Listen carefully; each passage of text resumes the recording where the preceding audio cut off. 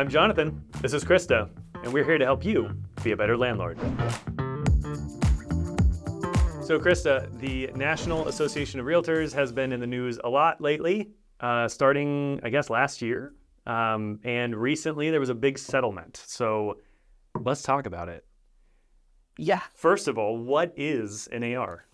Yes. NAR is the National Association of Realtors. It is actually the largest trade organization in the United States with 1.5 million members, maybe a little bit more, but quite a big group that's had a lot of influence on the housing market over the years. Yeah. And people use the term realtors interchangeably with real estate agents. It should be noted, realtor really means somebody is a member of NAR. Mm-hmm. Okay, so let's start with their bad press last year. It's pretty bad. Yeah. So last year there were allegations of sexual harassment against Kenny Parcell, who was the president at the time of NAR. He has since stepped down, but there were reports that there was a very toxic, fear-based work culture, whole slew of really uncomfortable allegations, and they are trying to rehab their image.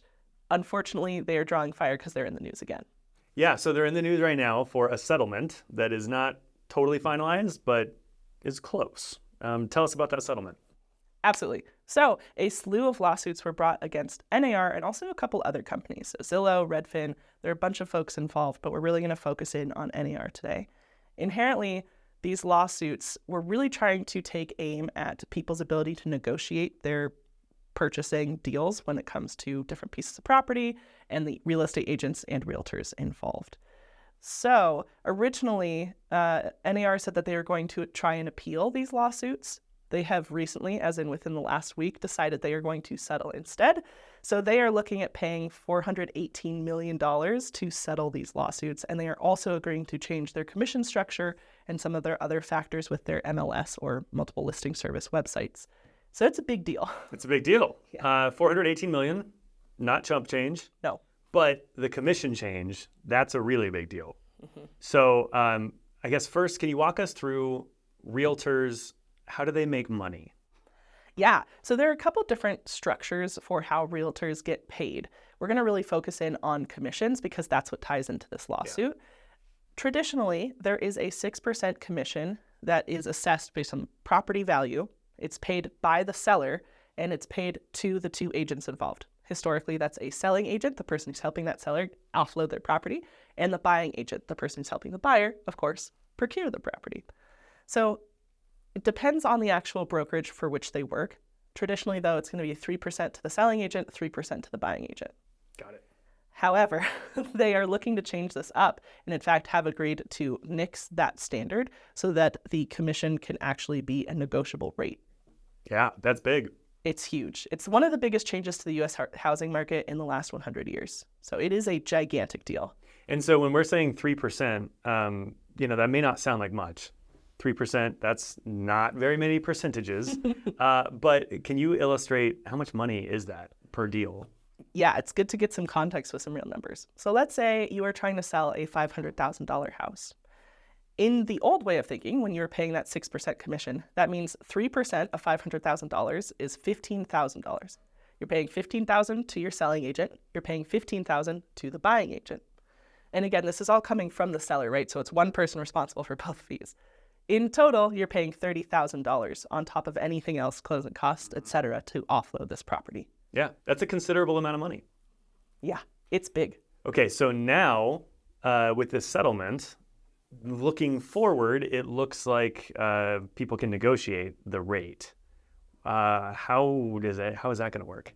Well, CNN Business projects that real estate commissions are going to drop by 25 to 50%. Wow. So it's going to become something that sellers are going to be able to negotiate with their agents. Yeah.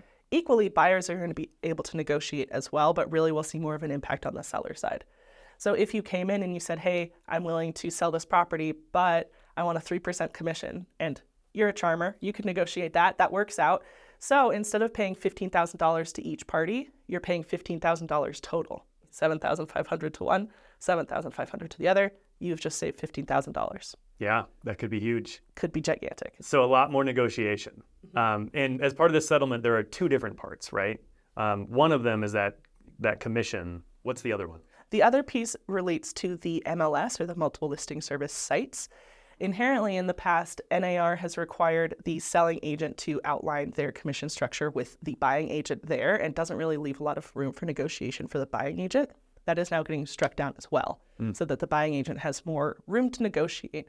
And that's really what's at the heart of both of these pieces of the lawsuit. Yeah, sounds like a lot more open to negotiation, a lot of things put in place to maybe encourage competition a little more than it has been. Absolutely. Interesting. So for real estate investors, how is this going to affect their ability to, let's say, sell their real estate? You should be able to keep some of your money, which is really exciting, especially if you wait until the ink has fully dried on this deal, on this settlement. Again, it's most of the way there, as I understand it, but we just want to make sure that everything's finalized before you go celebrating in the streets, so you get an extra $15,000. So once everything's all finalized, you can then negotiate with the selling agent, especially if you're more seasoned, you understand the lay of the land, you don't need as much hand-holding, and you could say, hey, I want to pay a lower commission, here's what I'm comfortable with, and they can let you know yay or nay, and that could save you tens of thousands of dollars. Yeah, and you mentioned less hand-holding. So if somebody is an experienced buyer or seller, they may not need all of the general things that a real estate agent provides, like the driving around, showing you properties, and doing comps, and doing negotiation, paperwork, all that stuff. If I come in and I say, hey, I've done this a few times, all I need is for you to do the contract at the end, then it's possible I could get a way lower commission rate. 3,000%. You have way more leverage to negotiate and figure out what works for your unique situation, and again, save yourself quite a bit of money in the end. Are there any drawbacks to this settlement? So Zillow has come out and said that there could be potential drawbacks specifically for real estate agents more than buyers and sellers. So when they're looking at what could happen with real estate agents, they expect, one, for marketing budgets to shrink for different brokerages, which could see an impact. We don't really know exactly what that'll be until things kind of shake out.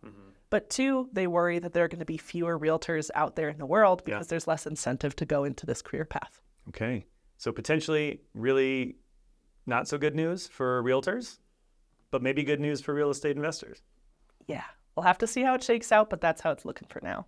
Awesome. Well, thanks for walking us through the news about NAR. If you out there have any other questions, leave them below in the comments. Don't forget to subscribe.